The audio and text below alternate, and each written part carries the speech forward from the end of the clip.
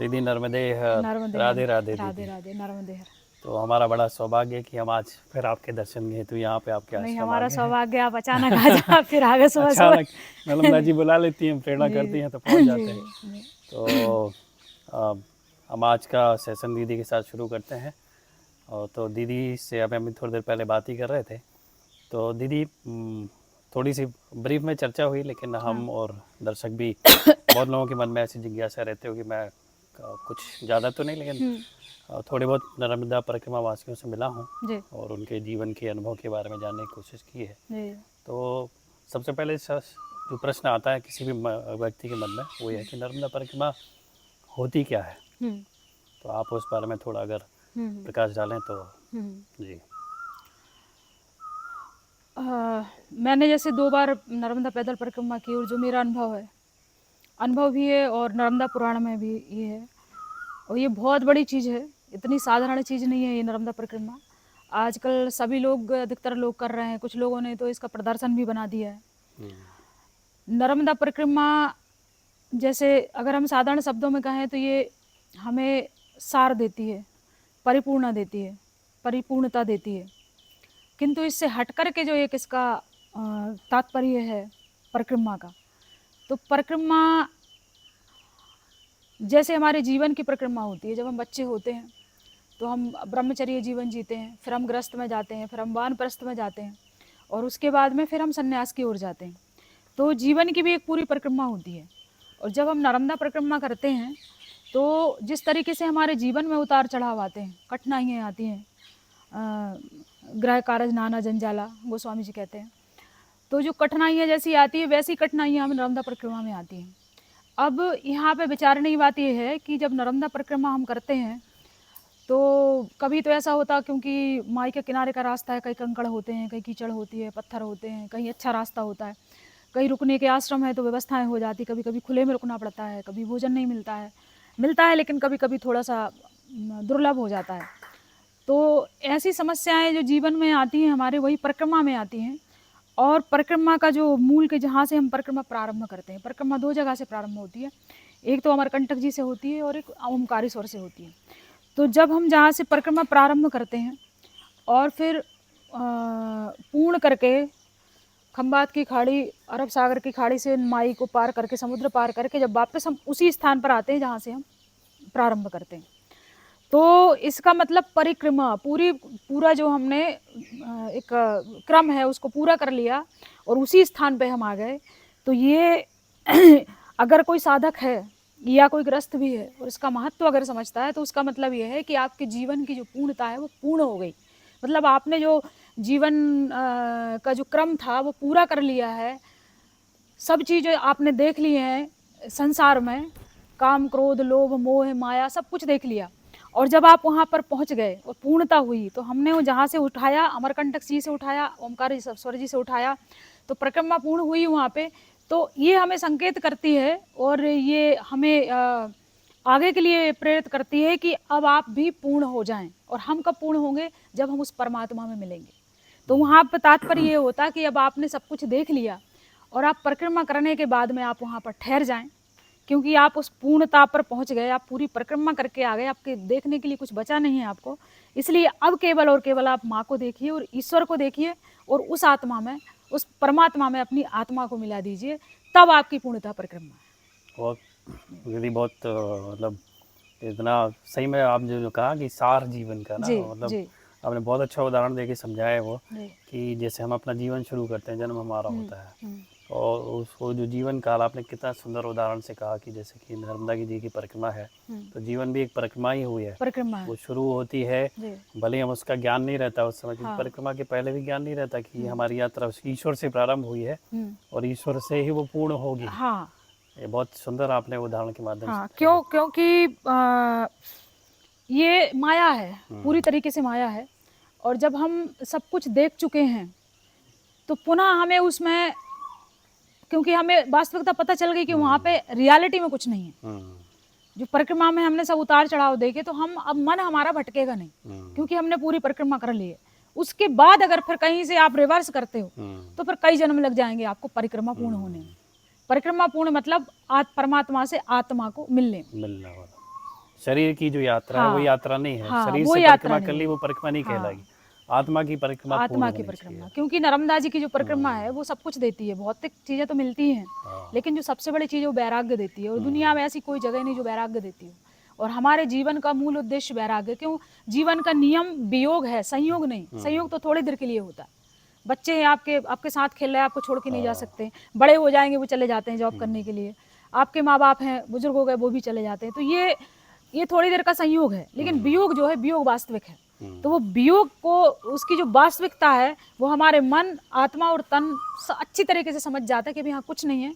और जब परिक्रमा हमारी पूर्ण हो गई तो अब हम भी उसके अलावा कोई इच्छाएं ना रखें, कुछ भी ईश्वर के दर्शन के अलावा, उनके अस्तित्व के अलावा और हमारी कोई इच्छाएं ना हो। अब हम अपने आप को पूर्ण करें, ये परिक्रमा हमें देती है, और परिक्रमा का वास्तविक अर्थ यही है। मतलब योग संसार से होना योग और योग ईश्वर से होना, ईश्वर से ये होना। परिक्रमा का। वियोग जो है वो वास्तविक है, हाँ, संयोग संसार वास्तविक से नहीं। वियोग होना ही क्योंकि होना है। अगर आप मान लो, वैसे होता है कि आपका रिटायरमेंट हो गया, आप सर्विस से या तो इच्छा से छोड़ दो, हाँ। नहीं तो रिटायरमेंट तो होना ही है। फिर तो आप कुछ नहीं कर सकते हो। निकाल ही दिए तो जब जाओगे आपका आप। शरीर साथ नहीं देगा, मन साथ नहीं देगा, जब असहाय आप हो जाओगे, उसके पहले अपने उस यात्रा की भी आप तैयारी कर लें, ये परिक्रमा। मतलब ये जो 50 60 70 साल का जितना जीवन हमें मिला होता है, हाँ, वो जो जीवन में घटना होता है, जो घट घटना रहा होता होता है, वो हमारी जो 6 महीने 8 महीने या हाँ 3 साल की जो परिक्रमा है, हाँ, उसमें हमें पूरे जीवन का पिक्चर एक पूरा जैसी जीवन दिख का जाती है, वैसे बिल्कुल अनुभव हो जाता है। अनुभव हो जाता तो दीदी आपने ये तो बढ़िया मतलब जीवन का सार ही बता दिया कि नर्मदा परिक्रमा मतलब जीवन आपको समझ में आ जाएगा। है। तो हम आपका अनुभव जानना चाहेंगे कि आपने शायद 2 परिक्रमा की है, हाँ, 2 परिक्रमा 2018 में की, 2021 में 2018 और की। 2000 हाँ, बाद जी। वाली तो मैंने आपके फेसबुक में अपडेट देखे थे। जी, जी, जी। तो आपका क्या अनुभव रहा, पहली परिक्रमा जो की आपने तब कैसा क्या अनुभव पहले था? परिक्रमा का तो बहुत शानदार अनुभव था। मैंने पूरा नंगे पैर किया था, बिना अच्छा। चप्पल के, और उसमें 6 महीने मुझे लगा था। लगभग एक दिन में हम 25 से 30 किलोमीटर चले थे, कभी 40 किलोमीटर भी चले, 42 किलोमीटर भी चले हैं। नहीं नहीं, बैठे रहने दो उसको, वो भी सिद्धार्थ वहाँ है, अच्छा। उसको भोजन देना पड़ेगा। ऐसे नहीं आते सब, अपनी हाँ। उससे आते प्रभु की कृपा से। तो उस टाइम पे पूरा नंगा, मतलब नंगे पैर हमने किया पैदल परिक्रमा, और बहुत गजब के अनुभव थे। उसी से तो मुझे वैराग्य आ गया, तभी तो मैंने फिर सब छोड़ दिया था। क्योंकि ऐसी ऐसी मैंने अनुभूति देखी जो 6 महीने में पूरे विश्व में कहीं संभव नहीं है। लेकिन आजकल जो नर्मदा जी को है, इसको प्रदर्शन की वस्तु बना दिया अच्छा। कुछ लोगों ने। तो ये वो चीज़ नहीं है, ये बहुत बड़ी शक्ति है, मतलब बहुत कृपा होती है। एक हमको अमरकंटक में जो पुजारी ने पूजा करवाई थी, जब पहले जल उठाते हैं, पूजन करते हैं, तो उसने एक बात कही थी कि जब 28 जन्मों के पुण्य उदय होते तब परिक्रमा करने का सौभाग्य मिलता है। अच्छा, नर्मदा जी की। हाँ, और 28 पीढ़ियाँ तर जाती हैं एक बार परिक्रमा करने में, उनके शब्द थे, पंडित के शब्द थे। तो वाकई में, क्योंकि मैंने ये देखा है कि जो भी इच्छा से आप जाते हो, वो इच्छा तो पूरी होते ही है। अगर कोई अपने इष्ट की इच्छा के लिए जाए, आत्म साक्षात्कार के लिए जाए, तो वो भी 6 महीने के अंदर माई के तट पर हो सकता है। लेकिन विधिवत मर्यादा पूर्ण अगर आप परिक्रमा करें तो ये चीज़ तो मैंने अनुभव की। और कई बार ऐसा होता है कि माई दर्शन देती है जैसे आप चाहो, कई बार कन्या के रूप में देती हैं, कभी मतलब आपको अनुभव हो जाएगा कि माई थी। कई कई ऐसे हमारे अनुभव हैं, तो आपको अनुभव हो जाएगा कि वो माई ही थी। तो नंगे पैर आपने परिक्रमा की, उसमें कितनी कठिनाई होती है? पहले मैं चली थी अमरकंटक से डिंडोरी तक। अच्छा। तो डिंडोरी करीब वही 100 किलोमीटर के लगभग है। तो मैं तो कभी 1 किलोमीटर भी पैदल नहीं चली थी। और जब जंगल 15 किलोमीटर पूरा कंकड़ वाला जंगल अमरकंटक का पार किया, तो मेरे इस पैर में ना पूरे छाले वाले आ गए थे सारे। और क्या बोलते, फिर 1 महीने के बाद तो ये सूजन आ गई थी पैरों में इतना, परिक्रमा में। हाँ, तो हमारे जो साथ में थे भाई भी हमारे छोटे, तो बोले, अब उनको 1-2 सेवक थे और कुछ लोग थे, तो उन्होंने कहा दीदी इसमें तो बहुत समय लगेगा। तो वो मेरे बिना पूछे ही जूते चप्पल खरीद के ले आए थे। अच्छा। अब मैंने ये सुना था कि भाई परिक्रमा माई की जूते चप्पल पहन के नहीं होती है। और मैंने पढ़ा भी था, जो भी जिसने भी किया है, चप्पल जूते पे वो अलग बात है, आपका सामर्थ्य नहीं है तो आप कुछ पहन लो, लेकिन जूते चप्पल पहन के परिक्रमा होती नहीं। वही तो तप का मतलब है। तो फिर मेरे मन में, मैं माई से प्रार्थना कर रही थी कि माई, ये बात तो सच है कि चप्पल पहन के परिक्रमा नहीं होती, लेकिन अब मैं मतलब कैसे होगा। फिर हम वहीं उसी समय एक डिंडोरी में एक आश्रम में रुके। वहाँ पे एक त्यागी जी का आश्रम है, वो अच्छी सेवा करते हैं वो, केवलारी में। तो रात वहाँ रुके, तो उनके बाजू में सुबह से हम टहलने निकले, तो एक साध्वी भी थी, वो एक बार परिक्रमा कर चुकी थी, 3 साल की, अच्छे जटा वटा थे उनके बढ़िया। तो वो ऐसे ही बैठी थी, और जैसे ही मुझे देखा तो मैं उनके पास गई, मैंने प्रणाम किया, तो बिठाया, उन्होंने चाय वाय पिलाई। तो वो माई की प्रेरणा थी। और फिर मैं अपनी समस्या बताई कि ऐसा ऐसा है और मेरे पैर में सूजन आ गई है, मैं चप्पल नहीं पहनना चाहती। तो फिर उनने बताया कि बोले तुम ऐसा करो, माई के तट पे जाना और माई का जल लेना और पैर में लगाना और माई से प्रार्थना करना कि अब आप देखो मुझे चप्पल नहीं पहनना। मैंने वैसे ही किया। उस दिन का दिन था और उसके बाद मेरी पूरी परिक्रमा हो गई। फिर 1 साल उसके बाद भी मैंने चप्पल नहीं पहनी, मुझे पता ही नहीं है फिर ना। फिर उसके बाद मुझे कोई कांटा लगा, ना कंकड़ हुआ, ना स्वेलिंग आई, कुछ भी नहीं। और पैर में कहीं पैर भी नहीं फटे थे। बाद में कई लोग बोलते थे कि ऐसा ऐसा नहीं लग रहा कि आपने चप्पल पहन के नहीं की। बरमान में वो बोल रहे इनको कुछ डाल देना थोड़ा कुछ। अरे भगाओ नहीं, कुछ खाने को डाल दो। अरे डाल दो ना, वो कुछ एक वो चलेगा, सब जरूरी है।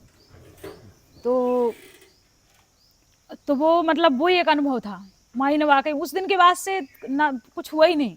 तो पहला तो ये चमत्कार हुआ, उसके बाद तो फिर बहुत सारे चमत्कार हुए। एक बार फिर उससे आगे हम लोग जब जा रहे थे सूल पानी झाड़ी में, तो सूल पानी झाड़ी में वो नाम की बस झाड़ी वाड़ी नहीं है वहाँ, पूरे ऐसे पहाड़ वो है, पहाड़ ढलान और ऐसे, मतलब एक बार आप जाओ जैसे चंबल घाटी होती ना, ऐसे ऊंचे ऊंचे। तो अगर इस तरफ आप चल रहे तो उस तरफ कोई दिखाई नहीं देगा। तो एक बार हम लोग जाना था वहाँ पे, एक रानीगंज करके कोई जगह थी महाराष्ट्र के उसमें। तो ये लोग सब आगे निकल गए। उस समय नवरात्रि चल रही थी, नवरात्रि का समय 9 दिन हो गए थे, 10वां दिन था। तो हम लोग फलाहारी आलू वालू मिल रहे थे वहाँ पे, गर्मी का टाइम था। तो हमें ये लोग आगे निकल गए, नेट भी नहीं मिल रहा था, तो हमें चक्कर आ गए। तो हम वहीं गिर गए, कमंडा ने साइड में रखा, वो गिर गए हम। अब फ़ोन भी ना लगे, लोग निकल गए 2-3 किलोमीटर आगे। अब मैं इतनी परेशान, मैंने कहा पता नहीं, पानी भी नहीं वहाँ पे। अब मैंने कहा माई पता नहीं कहाँ होगा। 5-10 मिनट बाद थोड़ा मुझे होश आया तो मैं उठी। तो मैंने कहा अब क्या करें, मैंने कहा चलो, मैंने कहा जल मिल जाता थोड़ा तो ठीक रहता। और बिल्कुल चलने की हालत नहीं थी, मतलब बहुत बहुत थकान हो रही थी, कभी बहुत दूर था वो। इतने में हम थोड़ा सा गए तो एक झरना, बिल्कुल मुश्किल से 100 कदम की दूरी पर झरना दिख गया। तो वहाँ पे एक भाई बालक आया, बोले तो मैं वहीं झरने के पास मुँह धोया, पानी पिया और वहीं लेट गई। इतना सा एक बालक आया, बोलते आप यहाँ मत सो, कल यहाँ पे शेर आया था तो 2 लोगों को अटैक कर दिया और एक हॉस्पिटल में। मैंने कहा मैं तो वैसे ही मर रही हूँ, अब जो होगा सो होगा, हिम्मत तो हो चलने की। अब उसके बाद फिर मैंने भरा। अब वो लड़का गया तो मुझे लगा नहीं, भगवान इतने जंगल में कहाँ से आ गया वो, कोई नहीं आसपास। मैंने कहा बोल रहा है चलो धीरे धीरे निकलो। फिर मैंने कमंडल भरा और फिर घाटी आ गई ऐसी चढ़ाई। तो जब मैं वहाँ चढ़ने लगी तो एक मैया, मतलब महिला, करीब 60-65 साल की, बिल्कुल दुबली दुबली, सफ़ेद कपड़े वस्त्र पहने, साड़ी। और वो भी महाराष्ट्र में साड़ी नहीं पहनती, गाउन पहनती है, लेकिन वो साड़ी पहने जैसे अपने यहाँ पहनती है। और वो तुलसी की माला पहनी और सफ़ेद चंदन लगाए और पान खाएं और एक उसकी बांस की टोकरी रखे सर पे। और जैसे ही मतलब जैसे व्यंग नहीं अपन किसी किसी को मजाक में करते हैं, तो हम ऐसे किनारे किनारे हम चढ़ रहे, हमारी तो हालत ख़राब थी। अब वो वहाँ से उतर रही हैं, तो ऐसे कमर पे हाथ रखे और पान को थूका और ऐसे देख रही हैं, ऐसे ऐसे करके, और हंस रही, ऐसे ऐसे कर, ऐसे हंस रही काफ़ी देर तक। तो मुझे इतनी गुस्सा आई, मैंने कहा एक तो मुझसे चलते नहीं मर रहे, जो बुढ़िया देखो मैंने 65 साल की, मुझे देख के हंस रही है और उसने दौड़ लगा दी। फिर मुझे थोड़ा ऐसा लगा, मैंने कहा यार ये जब दौड़ सकती है तो मैं तो अभी जवान हूँ, मतलब ये तो इतनी बूढ़ी हो गई। अब वो मेरे पास में आई, तो इनने मुझे जो गांव बताया था ना, वो मैं नाम भूल गई थी और ये भी भूल गई थी कि कितने किलोमीटर कहाँ जाना है। तो वो मेरे पास आई। तो आप अकेली थी उस समय? हम अकेले थे, ये लोग बहुत आगे निकल गए थे, अकेले ही थे, कोई नहीं था। तो जैसे वो पास आई तो पता वो क्या बोलती है, थोड़ी देर तो वो खड़ी, कुछ नहीं बोली, बोली चिंता क्या कर रही है, यहाँ से 5 किलोमीटर है रानीगंज, बोलते कि चली जाए यहाँ से। तो अब वो मुझे ध्यान आ गया, तो मुझे बड़ी प्रसन्नता सी आ गई कि चलो याद आ गया गांव, अब मैंने चल दिया। अब वो फिर ऐसे थूका फिर से और फिर हंसी और चली गई। अब वो था 15 किलोमीटर, 15 था। अच्छा। और बिल्कुल पूरा गर्मी का टाइम।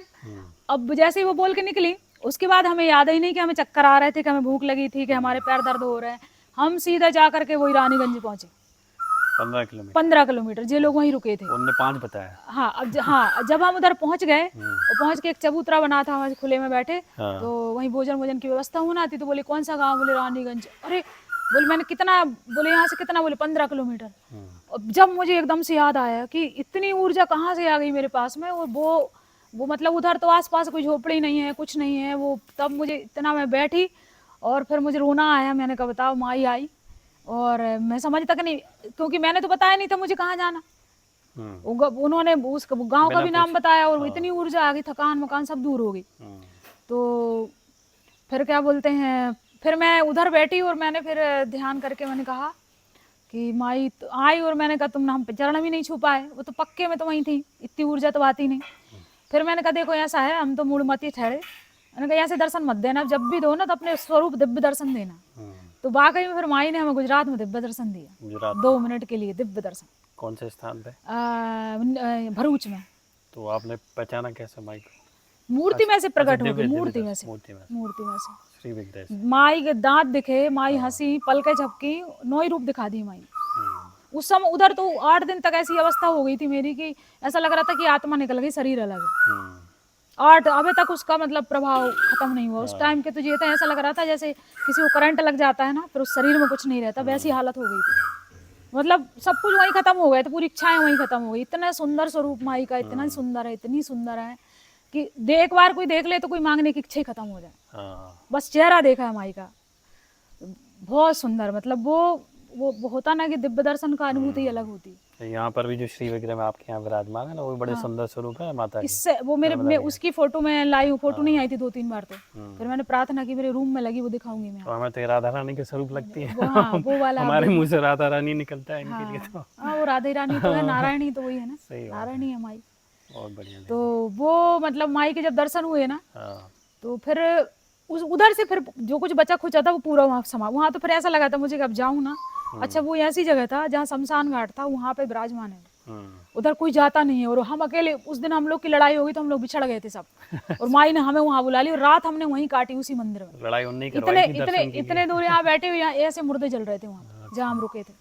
तो वहाँ कोई रुकता नहीं था रात में, लेकिन वो इसीलिए क्योंकि माई जब पूरा भय दिमाग से विचार खत्म कर देती है ना, भय भर जाता है, तभी दर्शन देती है। तो पूरी प्रक्रिया बनी थी उस समय। तो ऐसी माई के मतलब बहुत अनुभव है, लेकिन वो तभी होता है जब आप भाव से, मर्यादा से, प्रदर्शन से बचेंगे तब। अदरवाइज तो फिर तो यात्रा हो गई, परिक्रमा नहीं है। नर्मदे नर्मदे नर्मदे।